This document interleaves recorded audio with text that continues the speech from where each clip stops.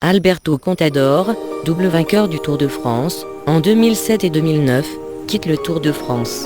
L'Espagnol est tombé au 64e kilomètre de la 10e étape, qui en compte 161,5 km, la plus dure du triptyque des Vosges. Contador s'est retrouvé à terre, au bas de la descente du Petit Ballon, juste avant le début de l'ascension du plat de Cervazelle. Touché notamment au genou droit, ensanglanté, le double vainqueur du Tour de France a dû se faire poser un bandage par le service médical.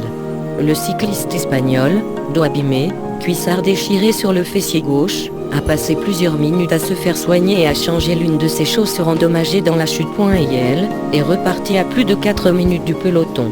Attendu par plusieurs équipiers, Benati, Morkov, Roche. Il a grimpé le plat de Cervazelle, mais a fini par capituler quelques minutes, après avoir franchi le sommet et échangé quelques mots avec le responsable de la formation Tinkoff, Gernery. Contador a pris place dans sa voiture d'équipe, dans le brouillard enveloppant les Vosges. Par le passé, le Madrilène est tombé rarement sur le Tour.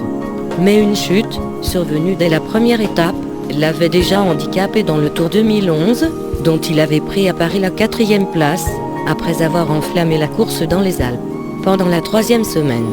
Cette année, Contador a réalisé un quasi sans faute dans son approche du Tour, dont il avait fait son grand objectif de la saison.